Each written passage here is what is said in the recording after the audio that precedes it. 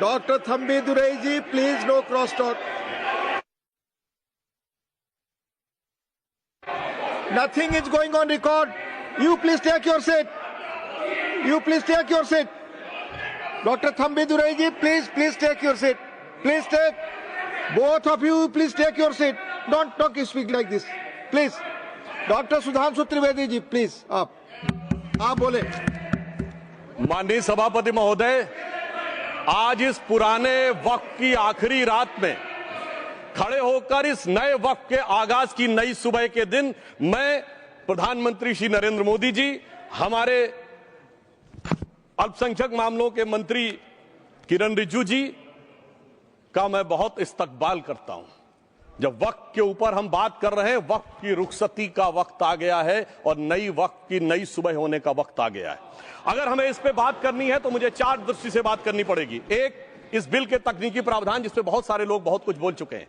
दूसरा है वक्त की अवधारणा। तीसरी है वक्त की राजनीति। और चौथा है वक्त की राजनीति के नाम पर होने वाली वह सांप्रदायिक बनाम सेकुलर की राजनीति। सबसे पहले हमारे नेता सदन माननीय नड्डा जी ने बताया कि किस विस्तार के साथ इस वक्त कमेटी ने काम किया, किस शिद्दत के साथ हमारी सरकार ने काम किया। और चाहे वक्त कमेटी के जेपीसी के चेयरमैन हमारे उस सदन के सदस्य जगदम्बिका पाल जी रहे हो, हमारे मंत्री जी रहे हो, सबने जिस शिद्दत से काम किया है, तो उनके लिए मैं माननीय प्रधानमंत्री जी अपनी सरकार की तरफ से कहना चाहता हूं कि उन्होंने एक इबादत के भाव से काम किया है। तो मैं कहना चाहता हूं, इबादतों की तरह मैं ये काम करता हूं, अपने फर्ज को झुककर सलाम करता हूं। फिर भी आप खिलाफत कर रहे हैं तो तेरी मुखालफत से निखरती है शख्सियत मेरी। मैं सियासी दुश्मनों का भी बहुत एहतराम करता हूं। तो इस एहतराम के साथ मैं अब आगे का प्याम शुरू करता हूं और मैं ये बताना चाहता हूं कि एक बड़ी सिंपल सी बात है जो अभी माननीय नड्डा जी ने भी कहा। दुनिया के तमाम मुस्लिम देश बता दिए, इस्लाम की धर्म स्थली सऊदी अरब, सबसे बड़ा मुस्लिम देश इंडोनेशिया, जहां खलीफत रही वहां टर्की, और जहां आईएसआईएस का इलाका वहां इराक और सीरिया, वहां कहीं भी कुछ भी नहीं है ऐसा। फिर भी हमारे यहां क्यों है, कैसा? तो मैं कहना चाहूंगा सभापति महोदय, एक हिंदी में कहावत होती है, नया मुल्ला प्याज ज्यादा खाता है, परंतु यहां तो जो गैर मुल्ला प्याज बहुत खा रहा था और इतना खा रहा था कि आंसू निकल रहे थे गरीब मुसलमान के भी और देश के भी।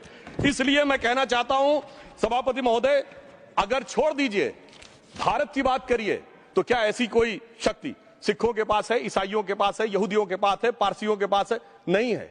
छोड़ दीजिए, इस्लाम के अंदर आइए। अगर इतना भाईचारा है तो ये सुन्नी वक्फ बोर्ड और शिया वक्फ बोर्ड अलग क्यों है मेरे भाई? जमीन पे एक दूसरे पे एतबार नहीं है, सिर्फ सियासत के लिए साथ में आने की बात है। ये भी जरा सोचने की बात है। और जो अकलियतों में भी अकलियत है, आगा खानी है, बाकी है, जो बोहरा है, उनकी तो कोई गिनती नहीं है। हमारी सरकार ने पहली बार मुस्लिम समाज के अंदर भी ईमानदारी से सबको समान प्रतिनिधित्व देते हुए एक नई सुबह के नए वक्त का आगाज किया है। इसके लिए मैं सरकार को बधाई देना चाहता हूं। और सिर्फ ऐसा ही नहीं है, मुस्लिम समाज के अनेक लोग इस प्रकार के नियमों से बहुत प्रभावित हुए और बहुत प्रताड़ित हुए, जिसके अनेक उदाहरण बहुत लोगों ने बताए होंगे। मोहम्मदन एजुकेशन सोसाइटी कोल्हापुर का केस है, ईदगाह मैदान हुबली का केस है, जिसपर सुप्रीम कोर्ट ने साफ साफ उसको हुबली धारवाड़ म्युनिसिपल कॉर्पोरेशन को वापस कर दिया। अनीसा अयाशा वर्सेस तमिलनाडु वक्फ बोर्ड का केस है, तेलंगाना स्टेट वर्सेस मोहम्मद मुजफ्फर का केस है, हिमाचल प्रदेश वक्फ बोर्ड वर्सेस ख्वाजा खलीलुल्लाह का केस है, और सभापति महोदय ताजमहल पर भी दावा कर दिया गया। अब तो मैं पूछना चाहता हूं, और सुप्रीम कोर्ट ने अपने जजमेंट में कहा कि भाई शाहजहां के जमाने का लिखा फरमान लेके आइए, तब हम मानेंगे कि इस पे कोई दावा है या नहीं। आप सोचिए कि अगर ये वक्त का कानून इसी ढंग से चला होता तो क्या होता। अभी हमारे जॉन ब्रिटास जी और मनोज झा जी ने बहुत सारी बातें बोली थी। एक प्यास की बात बोली थी, उन्होंने उड़ीसा के ग्राहम स्टोन्स का जिक्र किया था, तो उसमें तो कांग्रेस की सरकार सीबीआई की इंक्वायरी नहीं कर पाई थी। मगर जब ताजमहल का उल्लेख आता है सभापति महोदय, तो एक प्यास मुझे याद आ जाती है। जब शाहजहां जेल में था और दूर से उस ताजमहल को देखता था और उसे सिर्फ एक सुराही पानी मिलता था, और उसने औरंगजेब से कहा एक सुराही पानी और भिजवा दो, तो जानते उसने मना कर दिया। तो दुखी होकर शाहजहां ने फारसी में लिखा, ए पिसर तू अजब मुसलमानी, जे पिदरे जिंदा आप तरसानी, आफरीन हिंदुआन सदबार, जे देहंद पिदरावा मुर्दा देवम आप। मतलब तू कैसा मुसलमान है जो जिंदा बाप को पानी के लिए तरसा रहा है? तुझसे तो आफरीन 100 बार उन हिंदुओं को है जो पितृपक्ष में मरे हुए बाप को भी पानी देते हैं। और सभापति महोदय, मैं बताना चाहता हूं कि ये हमने ईमानदारी से मुस्लिम समाज के कल्याण के लिए बात की है, क्योंकि एक तरफ खड़ा हुआ है ईमानदार मुसलमान जो शराफत के साथ ईमान को गले से लगाए हुए हैं, और दूसरी तरफ कुछ चंद सरमाएदार हैं जो उस अमानत में खयानत करके शरारत के साथ उसके झंडा बरदार बनना चाहते हैं। तो ये मुकाबला किसके बीच में है? ये शराफत अली और शरारत खान के बीच में मुकाबला है। हमारी सरकार शराफत अली के साथ खड़ी है, हमारी गरीब मुस्लिम के साथ खड़ी है। ये गरीबों गुर्बत वाले गुर्बत अली और सरमाएदार वाले गाजी खान के बीच का इलाका है। मगर मैं कहना चाहता हूं महोदय, एक बात मैं बहुत स्पष्ट रूप से कहना चाहूंगा, इन जरूरतमंद मुसलमानों की लड़ाई के लिए मैं कह सकता हूं कि ये गरीब मुसलमानों के दिल की कसक और कट्टरपंथी वोट के ठेकेदारों के मन की ठसक के बीच में हमारी सरकार ने उस कसक का साथ दिया है, जिसके लिए मैं मानता हूं गरीब और पसमानदा मुसलमान निश्चित रूप से उनका आभारी होगा। हां, मगर जब इसकी बात आती तो भी माननीय खड़गे जी भी बोल रहे थे, माननीय संजय सिंह जी भी बोल रहे थे, मनोज झा जी भी बोल रहे थे कि साहब आपके यहां वो कितने पुजारी हैं और कितने किस वर्ग के पुजारी हैं। तो मैं उनको बताना चाहता हूं, केवल अकेले जूना अखाड़े ने पिछले साल 71 SC ST लोगों को महामंडलेश्वर बनाया है।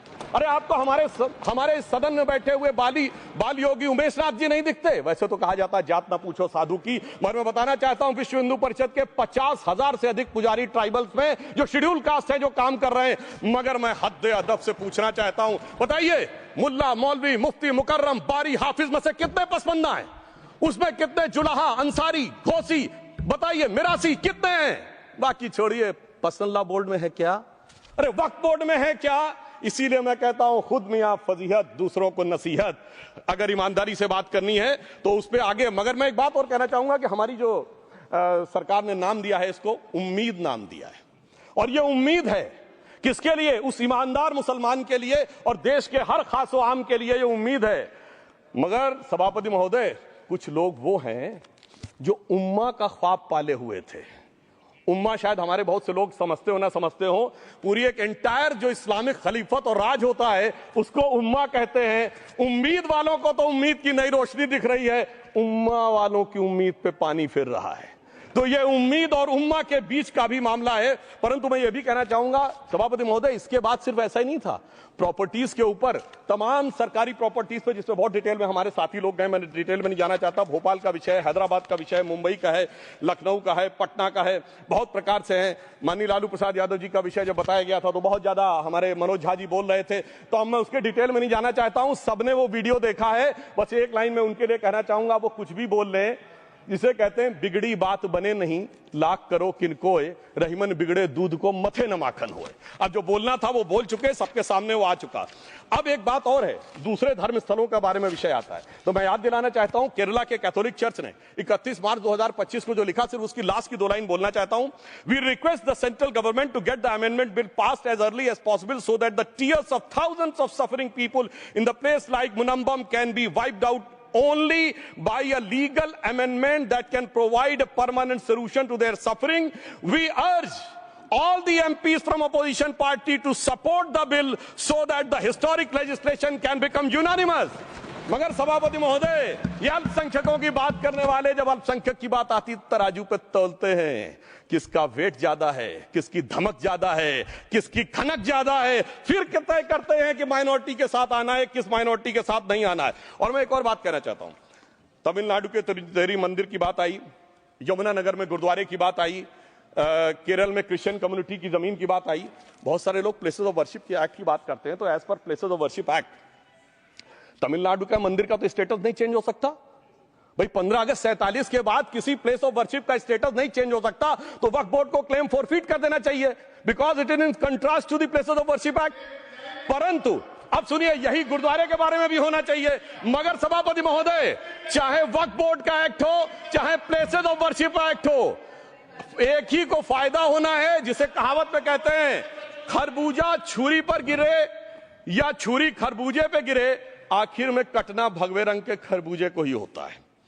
अब मैं यह भी बताना चाहता हूं कि इन संपत्तियों के द्वारा जो कुछ हुआ, उन्होंने इतनी चीजों को लिया है, इतनी चीजों को लिया है। एक पुराना उर्दू का शेर है कि मिटे नामियों के निशान कैसे कैसे, और ये जमीन खा गई आसमां कैसे कैसे।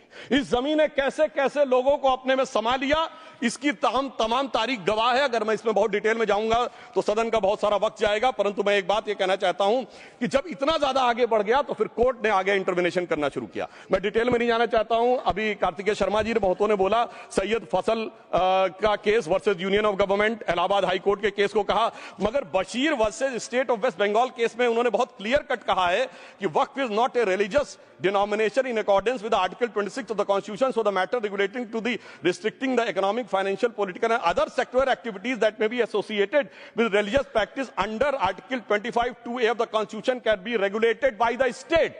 तो मुझे लगता है अब इसके बाद कोई किंतु परंतु का स्कोप नहीं रह जाना चाहिए।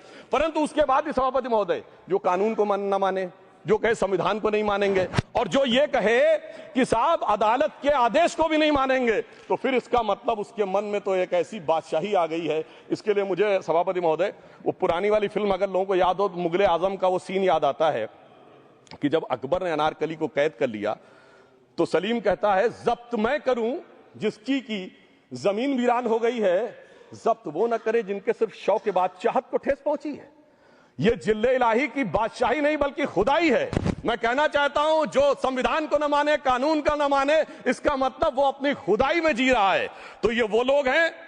और वैसे मैं सभापति महोदय खुदाई से आजकल बहुत से लोगों को डर लगता है, क्योंकि जहां जहां खुदा है वहां वहां भगवान है, जहां जहां खुदा है वहां वहां भगवान है। बाकी आप सब बहुत बुद्धिमान हैं।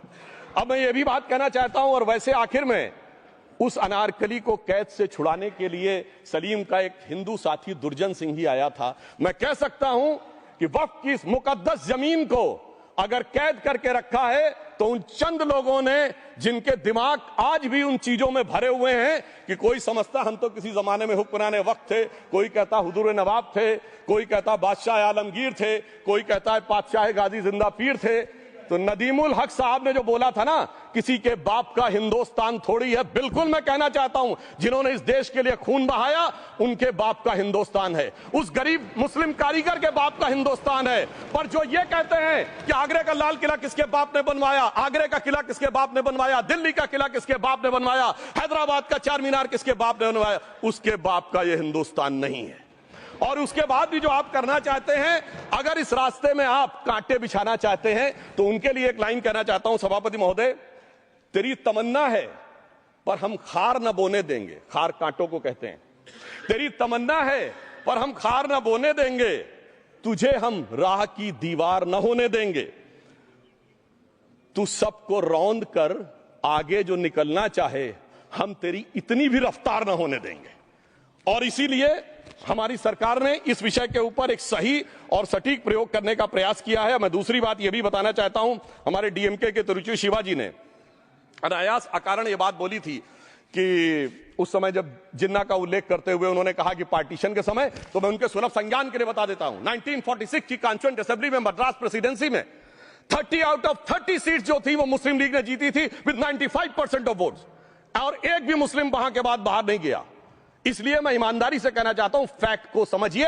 और जो मद्रास प्रेसिडेंसी के मुस्लिम लीग के अध्यक्ष थे और पीजे पोकर साहब बहादुर और मोहम्मद इस्माइल, वही बाद में इंडियन यूनियन मुस्लिम लीग के अध्यक्ष बने, और उन्होंने 28 अगस्त 1947 को सेपरेट इलेक्टोरेट मांगे, जो कोई जाके कॉन्स्टिट्यूएंट असेंबली की डिबेट में पार्लियामेंट किया। आप वेबसाइट पे पेज नंबर 270 पे जाके पढ़ लीजिएगा। सरदार पटेल ने बड़े गुस्से में इस बात को कहा, अब जो हो गया सो हो गया, एक रात में दिल नहीं बदल गया, मगर अब देश के लिए कैसे आगे बढ़ना है उसके लिए ईमानदारी से आगे आओ। और खैर मैं अंबेडकर जी और पटेल जी के बहुत सारे वो कोट कर सकता हूं, सारी बातों को छोड़िए, मगर अफसोस की बात यह है सर कि अभी मनोज झा जी ने बोला था हम में से कोई शक है, कोई हूण है और ये करिए। अरे भैया जमाने चले गए, अब जेनेटिक सीक्वेंसिंग का जमाना आ गया है। और जेनेटिक सीक्वेंसिंग ने क्या प्रूव किया है, दुनिया के सबसे बड़े मुस्लिम देश इंडोनेशिया के राष्ट्रपति आए थे और राष्ट्रपति भवन में उन्होंने डिनर के दौरान कहा कि few weeks back I got my genetic sequencing done and I was told that I am an Indian GDN. अरे साहब कहां गुलामी की मानसिकता में पड़े हुए हैं सभापति महोदय। और यहां गुलामी की मानसिकता इस कदर पैबस्त है लोगों के दिमागों में। किसी सदन के एक सदस्य यहां विराजमान है, वो उस समय महाराणा सांगा का उल्लेख कर दिए। मैं ईमानदारी से कहता हूं एक भी इंडियन सोर्स में इसका उल्लेख नहीं है, सारे के सारे फॉरेनर्स और लुटेरों के सोर्स में उल्लेख है। इसीलिए मैं कहता हूं ये गुलामी के जिन्होंने गुलाम बनाया उनके सोर्सेस पे यकीन ना करिए। और वैसे थोड़ा सा आउट ऑफ कॉन्टेक्स्ट हो तो ये भी बोल दूं, हमारे सदन के बहुत सदस्यों को नहीं पता होगा, अलेक्जेंडर के आक्रमण का किसी भारतीय सोर्स में कोई उल्लेख नहीं है। पोरस नाम के किसी राजा का उल्लेख नहीं है, सिर्फ और सिर्फ ग्रीक में है। इसलिए गुलामी की मानसिकता से बाहर निकलिए, तब इन चीजों को आप सही ढंग से समझने में सफल होंगे। मेरा अब यह भी अनुरोध अपने सदस्यों के साथ है। वक्त की अवधारणा के बारे में बहुत कुछ बोला जा चुका है कि ये ओरिजिनली कहां से आया, पर मैं इतना कहना चाहूंगा, सबसे पहले वक्त का उल्लेख आता है जब ससनिड एम्पायर को खलीफा उमर ने कैप्चर किया, तो आज का जो सदर्न इराक है उसके इलाके को उन्होंने वक्फ डिक्लेयर किया और वो स्टेट के द्वारा कंट्रोल होता था। स्टेट के बारे में माननीय नड्डा जी ने अभी बताया कि बड़े बड़े देशों में किस ढंग से होता था। सर सैयद अहमद खान ने भी वक्फ को मूल इस्लाम का हिस्सा न मानते हुए इसके लिए मुजार शब्द कहा है, जो शरिया के अंतर्गत आता है, और इसी के लिए उन्होंने फतवा आलमगिरी को भी कोट किया था। और इसीलिए 1894 की जो प्रिवी काउंसिल का जजमेंट जो आया था वो वक्फ अल औलाद के खिलाफ आया था। मगर सभापति महोदय, 1906 में कलकत्ता कांग्रेस अधिवेशन में कांग्रेस ने प्रस्ताव पारित किया कि प्रिवी काउंसिल के जजमेंट में कुछ गलती है, इसे बदलना चाहिए, क्योंकि 1904 में जिन्ना कांग्रेस को ज्वाइन कर चुके थे। इसलिए मैं कहना चाहता हूं फिर 1913 में वो जजमेंट बदला गया। हमारे सदन के बहुत से सदस्यों ने इस सदन और दूसरे सदन में बोला है, मैं एक सेंटेंस बोलता हूं, लगेगा जैसे वही लोग बोल रहे हैं। वर्ड ये है, कोट है, since the bill was introduced to administer the Muslim law for मुसलमान, so the question of public policy does not arise. लगता है जैसे हमारे कोई सदस्यों में बोल रहा हूं। सर, ये मोहम्मद अली जिन्ना ने अप्रैल 1913 में ही is use this word while moving the report of the select committee to the imperial legislative council. Sir, 1913 से 2013 तक भाषा ही नहीं बदली और आज भी भाषा नहीं बदल रही है। हमें ईमानदारी से, और उस समय यूपी और बंगाल ने उसका विरोध किया था, आज यूपी और बंगाल के लोग किस तरीके से साथ में है वो पूरी तरीके से दिखाई पड़ता है। इसलिए हम ये कहना चाहते हैं, हाँ, एक प्रश्न बहुत उठाया जाता है कि केवल मुस्लिम ही वक्फ को क्यों दान दे सकता, ऐसा वक्फ बोर्ड में क्यों संशोधन किया गया। मैं ईमानदारी से कहना चाहता हूं, ऐसा नहीं कि मैं इस्लामिक मामलों का बहुत बड़ा आलिम फाजिल जानकार हूं, मगर इस्लाम में बहुत साफ मान्यता है कि जो गैर मुस्लिम है उसकी इबादत अल्लाह कबूल नहीं कर सकते, उसकी दुआ कबूल नहीं होगी तो दान कैसे कबूल होगा। साहब, हम इस्लामिक भावना का सम्मान कर रहे हैं। हमारे अल्पसंख्यक मंत्री गए थे तो वो मदीना में एक डेफिनेट लेवल तक जा सकते, उसके आगे नहीं जा सकते। अगर इबादत की इजाजत नहीं है तो साथ जायदाद की इजाजत कैसे हो सकती है। मुस्लिम भावना का सम्मान है, और अगर है तो कोई मुल्ला मौलवी मुफ्ती मुकर्रम बारी आज आके बता दे कि कबूल हो सकती है दुआ, तो हम दान भी कबूल करने के लिए तैयार हैं। और तो और छोड़िए साहब, जब आप कहते हैं कि हर चीज हलाल होनी चाहिए, तो साहब हलाल करने की प्रक्रिया नहीं, हलाल करने वाला भी मुस्लिम होना चाहिए, तब वो हलाल होता था। तो मैं पूछना चाहता हूं साहब, काटने के लिए तो हलाल होने के लिए मुस्लिम जरूरी है, और बांटने के लिए बगैर मुस्लिम के भी हलाल होगा, ऐसा तो नहीं हो सकता। तो जो हमारी सरकार ने किया है वो मुस्लिम भावना के सम्मान के लिए किया है। और जहां तक मैं कहना चाहूंगा, हिंदू समाज के बारे में बात करते हैं, हमारे यहां कोई प्रॉब्लम नहीं है। हमारे यहां कोई ऐसा नहीं कि हज पे कोई गैर मुस्लिम नहीं जा सकता। हमारे देखिए कुंभ में 50 लाख विदेशी आए थे और किसी से नहीं कहा या कन्वर्ट हो जाओ। इसलिए मैं कहना चाहता हूं, हिंदुइज्म की धारणा और बाकी धारणा का जो तुलना करने का प्रयास करते हैं वो बहुत उचित नहीं है। मगर सभापति महोदय, इस वक्त ने कई अद्भुत नजारे दिखाए। इस्लाम में जो काफिर से ज्यादा मुशरिक और शिर्क को बुरा माना गया, नहीं जो भगवान को माने ही नहीं। यहां देखिए वो लेफ्ट के लोग जो कहते धर्म एक अफीम है, वो आज खुदाई खिदमतगार बन के खड़े हो गए। सोचिए कैसा बदलाव आया है। और सर, मुझे एक और चीज नजर आती है, एक पुराना गीत था, वक्त ने किया क्या हसी सितम। तो आज मैं कहना चाहूंगा, वक्त ने किया क्या हसी सितम कि मुस्लिम लीग और शिवसेना मिलके हो गए हम। और मैं कहना चाहता हूं, ये मुस्लिम लीग वो है जिसने सेपरेट इलेक्टोरेट की मांग की थी, और इस शिवसेना के उबाटा के हमारे इस सदन के एक सदस्य हैं। और सर, हमारे साथ मुरली जी बैठे हैं, मुरली देवड़ा जी ने मुझे याद दिलाया, उन्होंने मिलिंद देवड़ा जी ने याद दिलाया, उन्होंने कहा एक जमाने में उन्होंने कहा था मुस्लिमों की नागरिकता छीन लेनी चाहिए। इसीलिए मैं कह रहा हूं, वक्त ने किया क्या हसी सितम, ये दोनों मिलके हो गए हम। और सर, मैं इसके बाद एक टेक्निकल बात करना चाहता हूं। जब इन्होंने टाइम ड्यूरेशन हटा दिया था और बैक में पीछे जा सकते थे, तो मैं पूछना चाहता हूं सर कि जब ब्रिटिश हुकूमत आई तो उसने तो मुगलों सारी हुकूमत ले ली थी, तो उनका मालिकाना हक कैसे हुआ। सर, 1707 के बाद तो इस्लामी हुकूमत दिल्ली से खत्म हो गई थी। एक आखिरी मुगल बादशाह शाह आलम के लिए तो बोला जाता था सल्तनते शाह आलम दे लाल किले ते पालम, यानी आज का IGI एयरपोर्ट। तो साहब उसके बाद ये गुजरात के सूरत से लेकर लखनऊ तक उनका मालिकाना हक निकलने कहां से लगा। अरे भाई, जब दिल्ली को कैप्चर किया था अंग्रेजों ने तो सारी जमीन अंग्रेजों की थी। तो जब मैं अपने कांग्रेस के मित्रों से पूछना चाहता हूं, ये जब गवर्नमेंट ऑफ इंडिया एक्ट में पावर डीड ट्रांसफर की थी तो पढ़े नहीं थे क्या या खोखले कागज पर साइन कर लिए थे, या कागज सही था, आप खोखला करने की बात है? मैं पूछना चाहता हूं, जब 250 साल तक वो हुकूमत ही नहीं रही तो उस हुकूमत के फरमान की लेजिटिमेसी कैसे हो सकती है? ये मैं कानूनविदों के लिए भी एक फूड फॉर थॉट रखने की बात करता हूं। और दूसरी बात मैं कहना चाहता हूं, ये किन हुकूमतों की बात कर रहे हैं सभापति महोदय? अगर सूरत नगर निगम पे दावा है मुगल के जमाने का और तमिलनाडु के मंदिर पर अरकाट के नवाब का, सभापति महोदय, ये वो हुकूमतें थी जो जजिया लगाती थी, ये वो हुकूमतें थी जो जिम्मी का कॉन्सेप्ट रखती थी, ये वो हुकूमतें थी जो गाजी की बात करती थी। क्या भारत के संविधान में उन हुकूमतों के फरमान को सही मान्यता देना सही है? बिल्कुल गलत है। मैं कहता हूं, बाबा साहब अंबेडकर के संविधान में यदि आप ऐसी हुकूमतों के फरमान को रखने की कोशिश करते हैं तो this is fraud on constitution. और हमारी सरकार ने अगर बैक डेट से वो बंद किया है तो उस फ्रॉड को रोकने की पूरी व्यवस्था की है। और यहां पर मैं ये भी कहना चाहता हूं सभापति महोदय, जमींदारी उन्मूलन 1948 में हो गया, मगर ये बाद में जमींदार कैसे क्रिएट हो गए?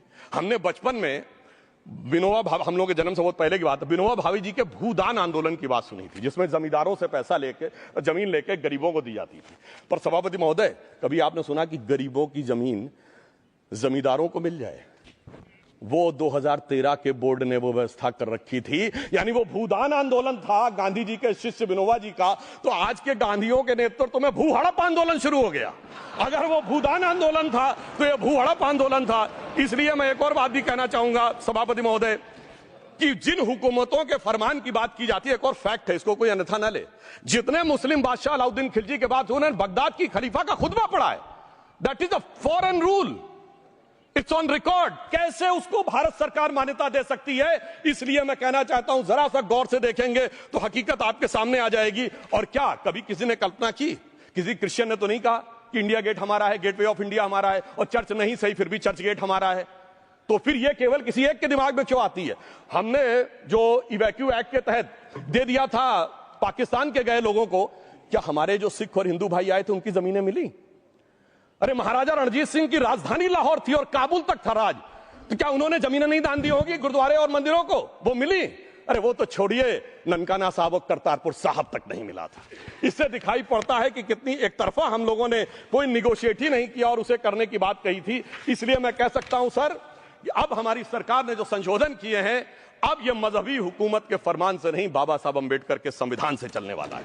अब मैं अंत में उस विषय के ऊपर आता हूं जिसे सांप्रदायिक राजनीति बनाम सेकुलर राजनीति इसके ऊपर कहा जाता है। सभापति महोदय, मैं बताना चाहता हूं कि जब आजादी मिली उसके बाद क्या किसी ने डिमांड किया था कि हमें वक्फ बोर्ड चाहिए? नहीं किया था। फिर क्यों 54 में दिया गया? किसी मुस्लिम ने डिमांड किया क्या कि मदरसे चाहिए? फिर क्यों दिया गया? मुस्लिम समाज तो राष्ट्र की मुख्य धारा में आने को तैयार था, इसीलिए यूसुफ खान, दिलीप कुमार के नाम से आने में उन्हें कोई प्रॉब्लम नहीं थी। महजबीन बानो को मीना कुमारी के रूप में आने में प्रॉब्लम नहीं थी। मुमताज बेगम को मधुबाला बन के आने में प्रॉब्लम नहीं थी। हामिद अली को अजीत के रूप में आने प्रॉब्लम नहीं थी। मगर, और मैं यह भी बताना चाहता हूं, मुस्लिम समाज में बहुत बड़ा तबका उस समय इस बात को सोच रहा था, और अभी कपिल सिब्बल साहब बोले, ये उस चीज के वकील नहीं, इन्हें पता होना चाहिए, पता होगा कि सुन्नी सेंट्रल वक्फ बोर्ड राम मंदिर में 1961 में मुद्दई बना है, 12 साल के बाद। क्योंकि के मोहम्मद ने लिखा है कि एक बहुत बड़ा तबका था जो ये मानता था कि हमें इस चक्कर में नहीं पड़ना चाहिए। मगर अफसोस कि वही लेफ्टिस्टों, सेकुलरिस्टों ने उनको समझाकर इस मुकाम तक लाकर खड़ा कर लिया। अब यहां मैं एक और बात कहना चाहूं, खैर छोड़िए उन सरकारों ने बाद में क्या दिया, मगर उसके बाद सुनिए, इंदिरा जी के जमाने में मुस्लिम पर्सनल लॉ बोर्ड आया, तो राजीव जी के जमाने में शाहबानो केस आया, तो नरसिम्हा राव के जमाने में 95 का एक्ट आया, तो मनमोहन सिंह जी के जमाने में 2013 का एक्ट आया, मगर इलाज नहीं निकला। तो इसे एक शेर में कहूंगा कि मरीजे सेकुलर इश्क पर लानत खुदा की, मर्ज बढ़ता गया जो तौबा की। अब मैं सभापति महोदय एक और बात कहना चाहता हूं, शुरू के 20-25 साल में मुस्लिम समाज के बारे में मैं कहना चाहता हूं। आज जब आजादी मिली तो मुस्लिम समाज के प्रतीक कौन थे? उस्ताद बिस्मिल्लाह खां, उस्ताद फरीदुद्दीन डागर, उस्ताद बड़े गुलाम अली, उस्ताद जाकिर हुसैन, जिनकी अभी कुछ दिन पहले डेथ हुई, बड़े बड़े नगमा निगार, हसरत जयपुरी, मजरूर सुल्तानपुरी, साहिर लुधियानवी, कैफी आजमी, जोश मलियाबादी, जिगर मुरादाबादी। अब सर क्या हो गया? तब मुस्लिम समाज इन अदब के शाहकारों के साथ जोड़ा जाता था। आज मुस्लिम समाज का नेतृत्व किन लोगों के साथ जोड़ता है? इशरत जहां, याकूब मेनन, मुख्तार अंसारी, अतीक अहमद, दाऊद इब्राहिम। कौन जोड़ रहा है ये? तब से सर जब से ये सेकुलर हो गया देश 1976 से और सेकुलर सियासत शुरू हुई, उसने ले जाकर इनको इस मुकाम तक पहुंचाया। और इस वक्फ बोर्ड के बिल में भी जो बात कही जा रही है, सर, मुस्लिम समाज को यह समझाया गया कि तुम्हें बीजेपी वालों को तुमसे बड़ी अदावत है, और कहा गया इनको बड़ी मोहब्बत है। जब यह देश आजाद हुआ, मैं उत्तर प्रदेश का रहने वाला हूं, उत्तर प्रदेश में 1931 की संसद में 8% रेट ऑफ डेथ थी और सैयद मुसलमानों में 24% थी। यूपी की ब्यूरोक्रेसी में 20% थे। आज कहां चले गए सब? मैं एक लाइन में कहना चाहूंगा, ये अदावत और मोहब्बत की सियासत में ऐसे फंसे कि किसी को किसी की मोहब्बत ने मारा, किसी को किसी की अदावत ने मारा, मगर इस शराफत अली को सेकुलर सियासत ने मारा। और मैं सभापति महोदय एक और बात कहना चाहता हूं कि चलिए बोलिए। Fauzia Khan, please one second, mike is there. Yes, ये बोल रहे हैं मुस्लिम समाज आज का इशरत जहां और फलाना टेररिस्ट के साथ नाम जोड़ रहे हैं। ये बिल्कुल आरोप है सर, इसको एक्सपंज करना चाहिए। ये समाज के साथ अन्याय है। ये बात आपको एक्सपंज करना होगा सर, ये बात को। एक honourable member, if you would carefully go through what Sudhanshu has said, I am sure you will appreciate his spirit. Just think for a moment. He has not cast any aspersions. Sudhanshu, go ahead. Time में जवाब दूंगा और उसके बाद ये हमारा सदन माने ना माने, जो देख रहे होंगे उनके लिए कहना चाहता हूं, sir, doctor APJ Abdul Kalam. One second. काहे परेशान? Vaiko ji, honourable member, Vaiko ji, oh my god, Vaiko ji, चलिए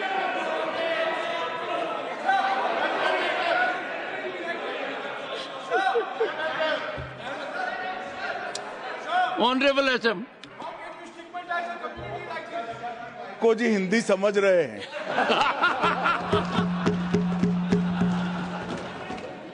one second, Fauzia Khan, one second, first I think, one second. Sir क्या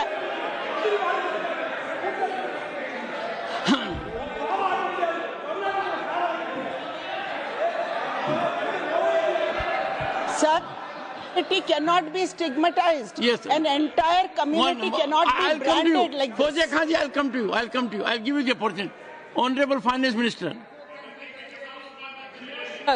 But one line is said. One line. No, one nimisham irungappa, please. He might be very emotional, sir, but that one line he said is objectionable, and I will seek your indulgence to remove it. He said, Tamil Nadu la kaal vai paakren. You enter Tamil Nadu, I'll see you. No good. No good. இல்ல தப்பது தப்பு. அப்படி சொல்லக்கூடாது. நீங்க அப்படி பேசுறது தப்பு. நீங்க அப்படி பேசுறது ரொம்பவே தப்பு. இந்த நாட்டுல யார் வேணாலும் எங்க வேணாலும் கால் வைப்போம். யாருக்கும் அதிகாரம் இல்ல ஒரு உயிர் மேல. Honorable Finance Minister. So sir, this is atrocious. You set foot in Tamil Nadu and take care. What is that language? We have a Home Minister after a long time who has brought about changes unthinkable. What he said, you can be fully assured. Yes, Honorable Home Minister. Yes, Jairam ji. Minister, please. If the Yes, Honorable Finance Minister has found a statement objectionable, Jairam ji, the statement of the Honorable Member stigmatizing a whole community is objectionable. Oh. And what is worse is the chairman lending respectability to that view. Oh my. That is even worse. Honorable that is even worse. मान्यवर, सुधांशु जी ने मुसलमानों के लिए कुछ नहीं किया है, India alliance के लिए किया है। अब मैं एक एक कर बता देता हूं। अरे सुनो ना भाई, आप सुनो तो। अरे दिग्विजय सिंह सुनिए, मैं खड़ा हूं ना अपने पैर पर। मान्यवर सुधांशु जी ने कहा इशरत जहां, यही एनसीपी पार्टी ने इशरत जहां के घर पर जाकर रुपयों का इनाम भी दिया था और उसको शहीद बताया था। दूसरा कहा अतीक अहमद किस पार्टी से थे? इंडिया अलायंस की। दूसरा कहा अंसारी किस पार्टी से? कांग्रेस और इंडिया अलायंस के। ये सारे नाम आपके साथ जुड़े हैं भाई। उल्टा उन्होंने तो मुसलमान कम्युनिटी से तो ढेर सारे शायरों का नाम दिया जिन्होंने साहित्य की सेवा की और ढेर सारे साहित्य की रचना की। मन Sudhanshu, he is not yielding now. सबसे पहले मैं तमिलनाडु का जवाब देना चाहता हूं। Yes. सभापति महोदय, तमिलनाडु से ही डॉक्टर एपीजे अब्दुल कलाम थे और मैं सारे सदन से कहना चाहूंगा डॉक्टर कलाम का नमाज जनाजा और याकूब मेनन का नमाज जनाजा एक ही दिन हुआ। कितने लोग याकूब मेनन के नमाज जनाजा में गए और कितने डॉक्टर कलाम के नमाज जनाजा में गए? डॉक्टर कलाम मेमोरियल पे कितने लोगों की फोटो है? दिखाएं मुझे, सोशल मीडिया पे पोस्ट की हो। मगर अफजल हालात का मारा था, आपके एक मंत्री का ऑफिशियल ट्वीट है, वो इस सदन के सदस्य नहीं तो मैं नहीं बोल रहा हूं। याकूब मेनन की जुडिशियल किलिंग हुई, आपके एक नेता का, मिनिस्टर का ऑफिशियल ट्वीट है, सदन के सदस्य नहीं है इसलिए नहीं बोल रहा हूं। और सर 26/11 आरएसएस ने कराया, सदन के सदस्य बैठे हुए हैं। हाफिज साहब और सुनिए जाकिर नायक शांति का मसीहा सदन में सदस्य बैठे हुए हैं। सर किसने जोड़ा? मैं नहीं कह रहा हूं जोड़ा, हमने किससे जोड़ा मैं बताना चाहता हूं। मैं अपनी बात, सर मैंने नाम किसी का नहीं लिया। सर आपने उड़ता तीर क्यों पकड़ लिया? सर मैंने नाम नहीं लिया, उड़ता तीर क्यों पकड़ लिया? सर मैं पूरी बात करूं। सर मैं कहना चाहता हूं हमारी सोच मुस्लिमों के बारे में और इनकी सोच में क्या अंतर है। देखिए जिन लोगों ने मुस्लिम हिस्ट्री नहीं पढ़ी उन्हें मैं बताना चाहता हूं। एक दो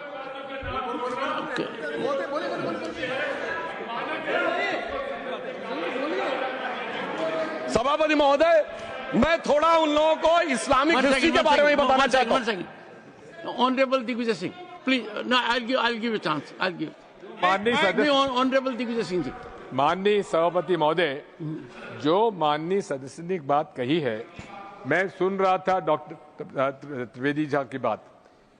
उन्होंने कहा था ऐसे मुसलमान हम लोगों के साथ हैं और वैसे मुसलमान इन लोगों के साथ हैं। बात यह है कि आपने जिस तरह से इस पूरी बात कही है ये घोर आपत्तिजनक है, अपमानित करती है और जो माननीय सदस्य ने भी मेरे बारे में भी कहा है मैं उनकी निंदा करता हूं। Honourable home minister, honourable home minister, honourable home minister, एक सेकंड। Okay, one second, your mic will be on. जी महोदय, मुझे ये सब कहने की जरूरत नहीं है, लेकिन जो गुजरात में दंगे और फसाद हुए कौन कौन उसके लिए जिम्मेदार थे बताइए।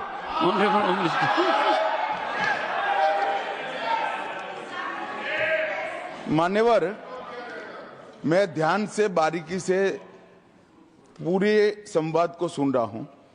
माननीय सदस्य सुधांशु जी ने दिग्विजय सिंह का नाम नहीं दिया। अब वो खड़े होकर कहे मेरे बारे में कहा, इससे साबित हो गए। और अभी भी मौका है, आपने नहीं कहा है कि 26/11 के हमले में आरएसएस का हाथ था, तो अभी खड़े होकर माइक चालू कराकर बुलवा दीजिए। माननीय, और आपत्तिजनक बात है, मैंने ये बात कभी नहीं कही है, ये आप लोगों का प्रचार है। मेरी आपत्ति इस बात की थी कि सभी माननीय सदस्य ने और बात कही है कि अब हमारे तरफ ऐसे मुसलमान थे और वैसे मुसलमान हम लोगों की तरफ थे। ये पूरे समाज के साथ, पूरे अल्पसंख्यक समाज के साथ अपमानजनक बात है। और माननीय सभापति महोदय, आप बताइए, माननीय गृह मंत्री जी, आप वहां पर थे, गृह मंत्री थे जब दंगे हुए थे, तो आप लोगों का क्या रोल था ये जन जाहिर होम मिनिस्टर। इनको मेरा हुआ ऐसा है कि मैं ही दिखाई पड़ता हूं। आपकी सुनिए, अब सुनिए ना दिग्विजय सिंह, सुनिए। एक मिनट सुनिए। दंगे शांत होने के बाद 18 महीने के बाद मैं गृह मंत्री बना। दंगा हुआ तब मैं गृह मंत्री नहीं था। सुधांशु त्रिवेदी संदर्भ में किसी का नाम नहीं लिया। अजीज बर्नी की किताब थी 2611 एंड आरएसएस कॉन्स्पिरेसी, कोई जाके चेक कर ले उसमें कौन कौन कहां कहां था। अब मैं मुसलमानों के बारे में कहना चाहता हूं, मुस्लिम समाज के लिए। बहुत से लोग ऐसे हैं जिनको मुस्लिम समाज की हिस्ट्री नहीं पता है। मैं बताना चाहता हूं, भारत से जब न्यूमेरिक सिस्टम सबसे पहले गया तो अल जहर थे सबसे पहले, जिन्होंने जाके 1793 में जो सूर्य सिद्धांत था उसका अरबी में ट्रांसलेशन हुआ सिंध हिंद।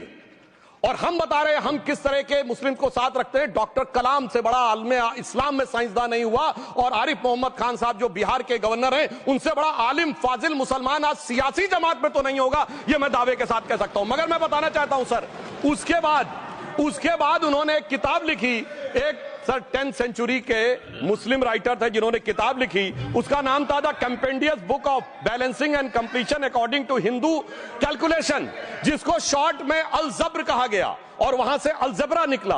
और सर उसके बाद अल ख्वारिज्म आया।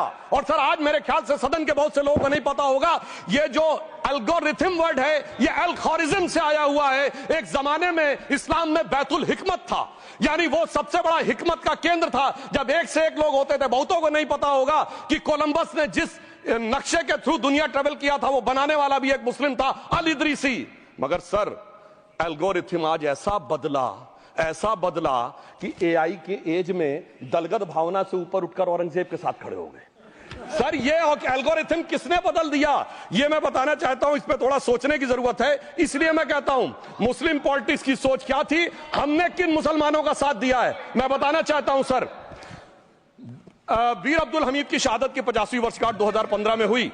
प्रधानमंत्री मोदी जी ने उनके पूरे परिवार को और उनकी पत्नी को बुला के सम्मानित किया, और इन लोगों ने उस यासीन मलिक को, जिसके ऊपर 3 एयरफोर्स के ऑफिसर्स को हत्या करने का आरोप था, वो प्रधानमंत्री आवास में। सर साफ दिखाई पड़ता है कौन किसके साथ खड़ा हुआ है, कौन किस तरह के मुसलमान के साथ खड़ा हुआ है। और सर मैं ये भी कहना चाहता हूं सर, ये सर अपने टर्न पे बोलिए सर, पिछले 30-35 सालों से हुआ खड़ा किया जा रहा है। 1990 में जब राम मंदिर आंदोलन हुआ, कहा गया बीजेपी आएगी उत्तर प्रदेश में खा जाएगी। सर बीजेपी आने के बाद उत्तर प्रदेश में जानते क्या हुआ सर, 22 साल से शिया सुन्नी के बीच में जो दंगे चलते थे और मदे साबा का जुलूस नहीं निकलता था, शिया समुदाय का मदे साबा का जुलूस लखनऊ में हमारी सरकार में निकलना शुरू हुआ। और उसके बाद कहा गया केंद्र में भाजपा आएगी तो खा जाएगी। सर अटल जी की सरकार आई, इतनी शानदार स्थिति रही। उसके बाद कहा गया गुजरात में आएगी तो भाजपा खा जाएगी। सर गुजरात का मुसलमान आज सबसे समृद्ध मुसलमान है, सबसे ज्यादा जकात वहां से आता है। उसके बाद कहा गया मोदी जी की सरकार आएगी तो क्या होगा। सर मोदी जी की सरकार आने के बाद हमारे साथियों ने बताया है अल्पसंख्यक समुदाय के 70% लोग हैं जिनको किसी न किसी एक योजना का लाभ जरूर मिला है। और सर फिर कहा गया सीए आएगा तो नागरिकता छिन जाएगी।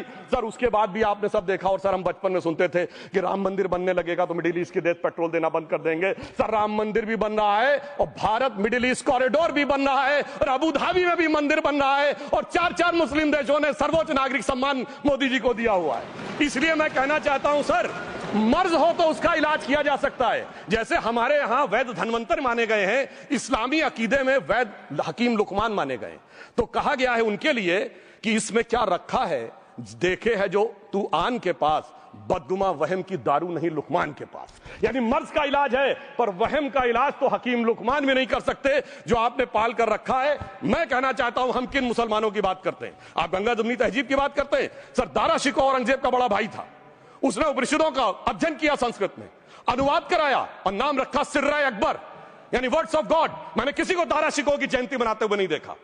मैं पूछना चाहता हूं बेगम बीबी ताज, उनके घर पे जाते किसी ने सुना? सर ये बताइए, आलम शेख इतने बड़े कृष्ण भक्त के कवि, किसी ने सुना उनके घर पे जाते हुए? मलिक मोहम्मद जायसी जिन्होंने पद्मावत लिखा, उत्तर प्रदेश के रहने वाले, उनके घर पे कोई गया? ये बताइए ब्रिगेडियर मोहम्मद उस्मान के घर पे कौन गया? आजमगढ़ में, गाजीपुर के रहने वाले थे, आज तक जाने वालों में नहीं दिखे। और मैं सर बताना चाहता हूं एक और बात, सर एक सैयद इब्राहिम रसखान हुए हैं, बहुत बड़े कृष्ण भक्ति के कवि। सर जिन्होंने क्या लिखा, उन्होंने कहा मेरा अगला जन्म हो तो भी मैं कृष्ण भक्ति बनना चाहूंगा, मनुष्य बनूं तो ग्वाल बाले के रूप में, और पशु बनूं तो गाय के रूप में। उन्होंने कहा मानुस हो तो वही रसखान, बसों ब्रज गोकुल गांव के ग्वारन, जो पशु हो तो कहा बस मेरो चरो नित नंद की धेनु मजारन।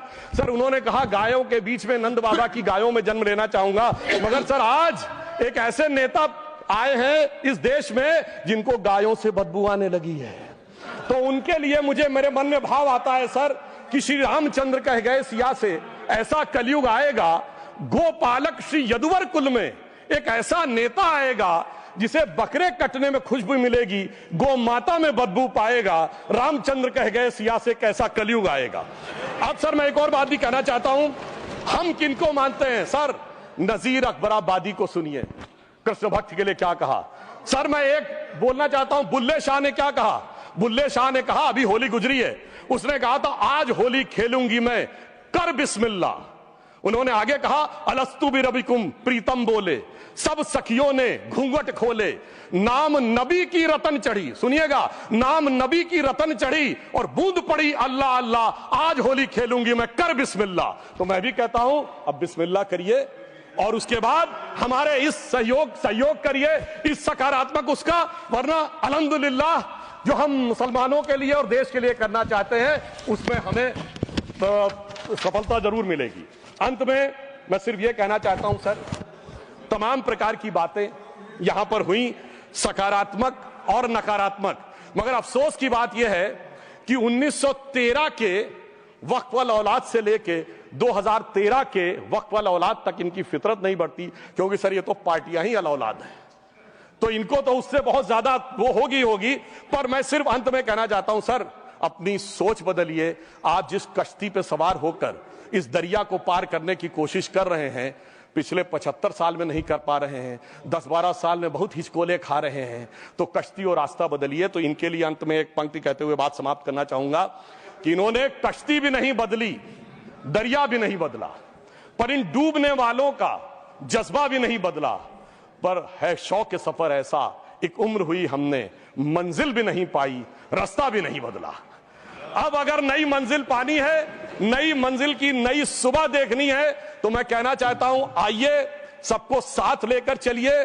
और एक ऐसा वक्त आया है जब मैं जो हमारे किरण रिजिजू जी ने कहा था कि मैंने एक शम्मा जलाई हवाओं के खिलाफ, तो मैं प्रधानमंत्री मोदी जी की तरफ से कहता हूं कि हमें इल्जाम मत दीजिए, बहुत अफसोस होता है, हमें इल्जाम मत दीजिए, बहुत अफसोस होता है। बड़ी तरकीब से कश्ती यहां तक लेके आए हैं और बदल देते हैं हम दरिया की लहरें अपनी हिम्मत से, आंधियों में भी अक्सर चिराग हमने जलाए हैं। धन्यवाद।